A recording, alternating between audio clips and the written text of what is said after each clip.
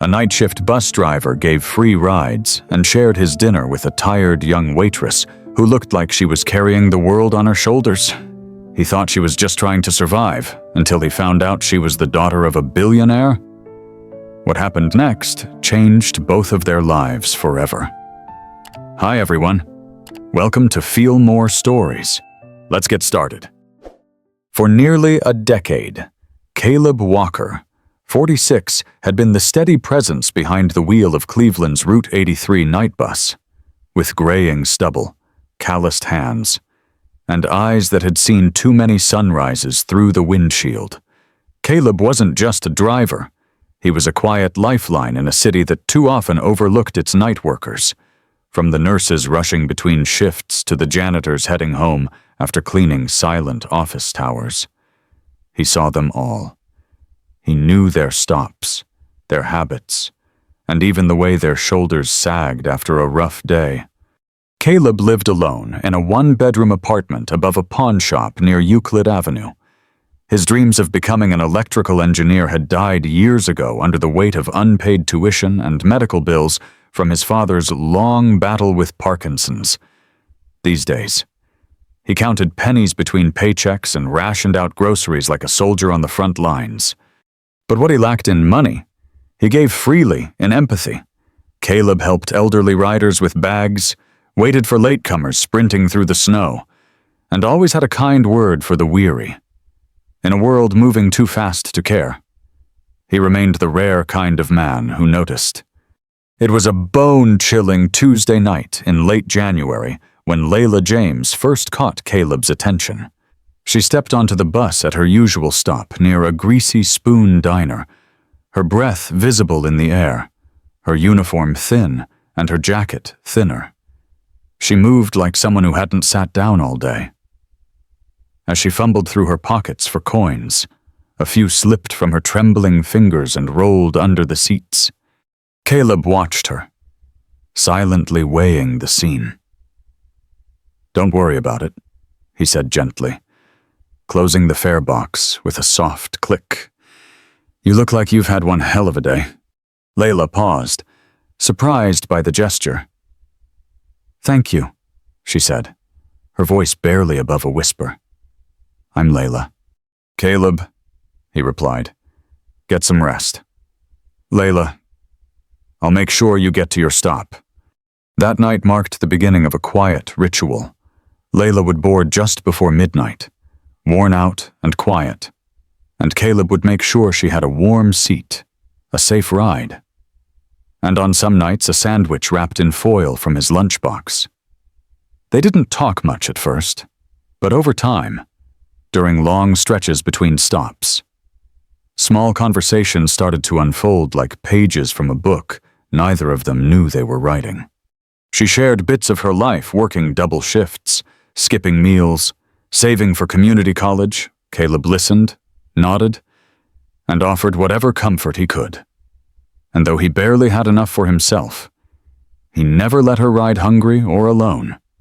To him, she was just another passenger who needed a little grace. But to Layla, Caleb was the first person in her new life who treated her like a human being, not a burden. 3 months into their silent friendship, Caleb had come to look forward to Layla's nightly presence. She didn't ask for much, just a quiet space to breathe after grueling shifts, sometimes a sandwich, sometimes a conversation about the weather or the broken jukebox at the diner.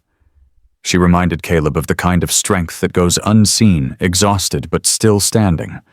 What he didn't note, what he couldn't have known, was that Layla James was no ordinary waitress. Her real name was Layla Jameson, daughter of Maxwell Jameson, a real estate mogul whose name was etched into skyscrapers from Chicago to Cincinnati. Her family was old money, powerful, untouchable. But after Layla's third reckless accident in just over a year, this one nearly fatal for a family of 4, Maxwell had reached his limit. "You're done," he'd told her. Voice steely from across the mahogany desk in his downtown office.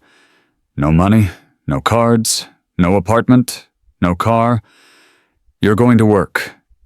You're going to learn.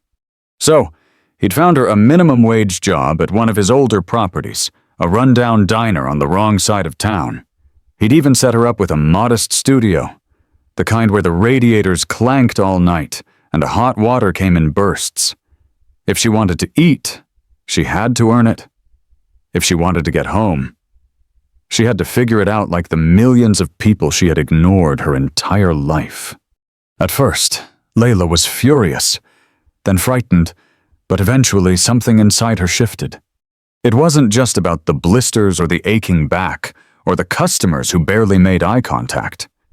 It was Caleb, the soft-spoken bus driver who treated her with more respect than anyone in her privileged life ever had. He didn't know who she was, didn't care. He just saw someone who was struggling and chose to be kind. And slowly, painfully, Layla began to understand this wasn't punishment, it was a lesson.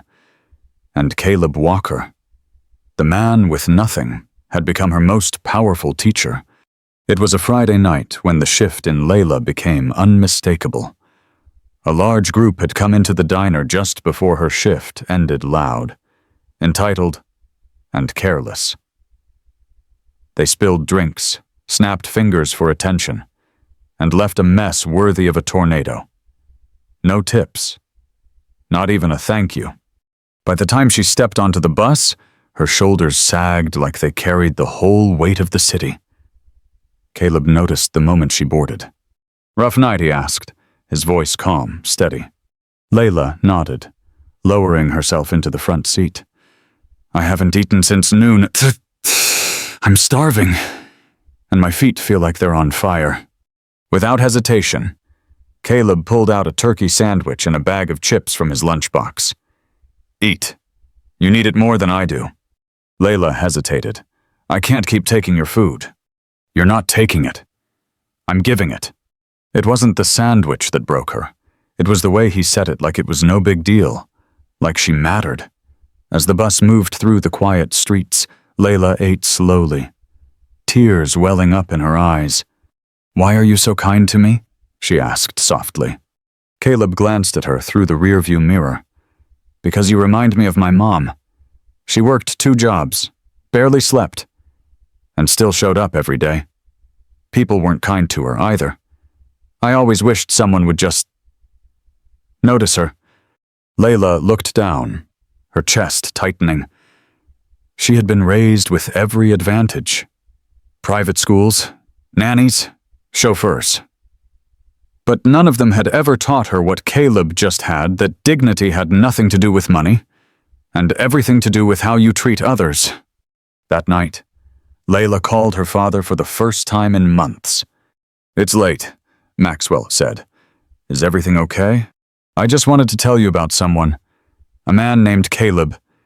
He's a bus driver, and he's been taking care of me. And he doesn't even know who I am." And for the first time in a long time, her father didn't speak. He listened, because this wasn't the voice of a spoiled heiress.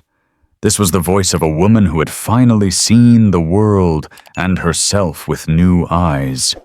3 days after that late-night phone call, Maxwell Jameson stood on the steps of a weathered brick apartment building on Cleveland's east side. In his hands was a leather folder, thick with papers. Inside was everything he'd learned about Caleb Walker, not just from Layla, but from a private investigator. He knew about the years Caleb had worked the night route, the evictions, the credit card debt, the unfinished engineering degree. He also knew about the sandwiches, the waived fares, the stories from other passengers who described Caleb as the kind of man who helped without expecting a thing in return. Maxwell climbed 3 flights of stairs and knocked.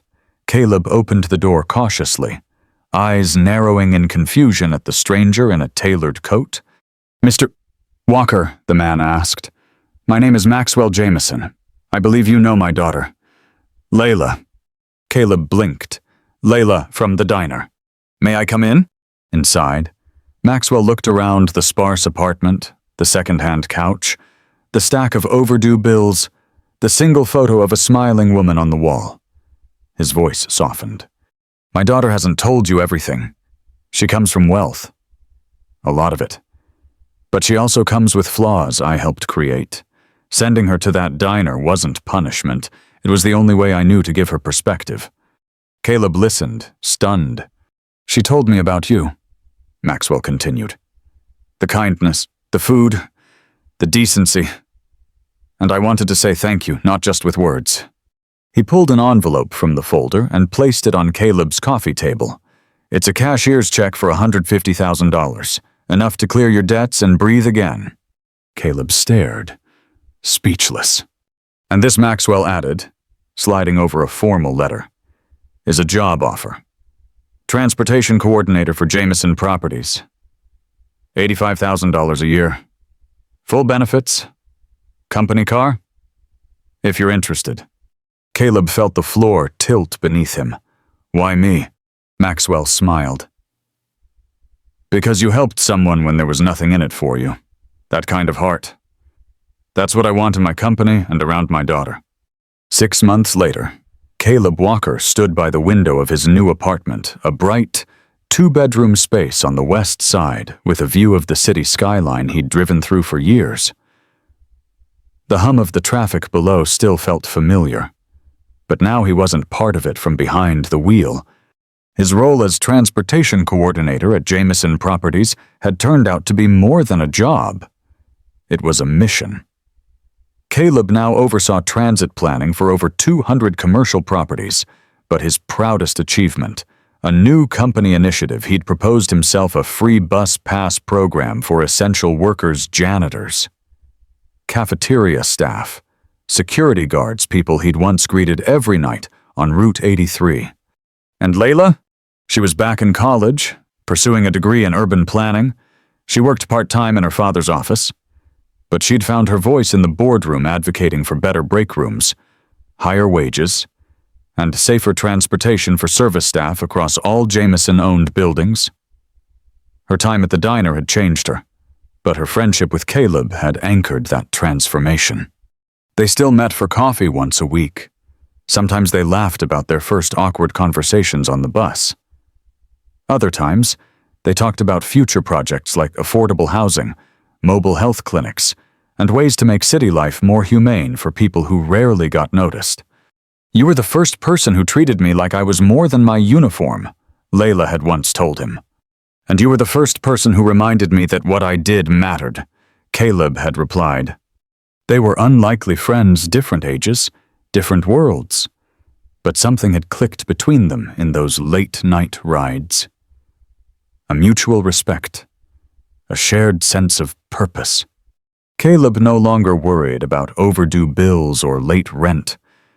He walked into work each day with a sense of meaning, and he carried the memory of a tired girl with cold hands and loose change as the spark that lit it all. One crisp autumn evening, Caleb was walking home from the office when he noticed a familiar figure waiting at the old Route 83 bus stop outside his building. Layla, now dressed in sleek business attire, her briefcase resting by her feet, looked up and smiled. "Fancy seeing you here," he called out, his voice light with surprise. "I had a meeting nearby," she said, laughing. "Thought I'd catch the bus home. Old habits." They boarded together, taking the same seats they always had her by the window, him across the aisle. The city outside looked the same, but everything else had changed. "You know," Layla said quietly, "I never really thanked you for what you did." Caleb tilted his head. "What did I do?" "You saw me," she said simply. "When I didn't even see myself. You didn't care where I came from or what I had. You just showed up for someone who needed kindness." He looked at her, the glow of the city lights dancing across her face. "You became someone incredible. Layla, all I did was hand you a sandwich." She smiled, eyes misty, and it changed my life. As the bus pulled away from the curb, their shared silence wasn't awkward, it was peaceful. Two souls who had found something rare on a late-night bus ride connection, compassion. And the kind of change that starts with just one small choice. Kindness is the most underrated form of power we have. It doesn't require wealth, status, or even much effort, just the willingness to care when no one else does. Caleb Walker didn't have money. He didn't have a title, but he had heart. He saw a struggling soul and offered a sandwich, a warm seat, and human dignity. He didn't know who Layla really was. And that's the point. In a world that often teaches us to look out for ourselves first, Caleb chose differently. His decency was quiet, consistent, and genuine. And it changed not just Layla's life, but his own. Because kindness never goes unnoticed. Even when you think it's just a small gesture, you could be the turning point in someone's story. One act, one moment. That's all it takes. The next time you see someone struggling, a cashier who looks overwhelmed, a driver who seems exhausted, a stranger counting change, don't look away. Smile, offer help, ask if they're okay. You don't need a big platform to make a difference. You just need to be present. Maybe it's a coffee. Maybe it's listening for 5 minutes. Maybe it's just offering grace when the world is rushing by. What you do might not feel like much in the moment, but to someone else, it could mean everything. Let Caleb's story be your reminder. Kindness is never wasted. Kindness costs nothing, but it can mean everything. If you believe that too, give this video a thumbs up, subscribe to join our community, and drop a comment below sharing the kindest thing someone's ever done for you. We'd love to hear your story.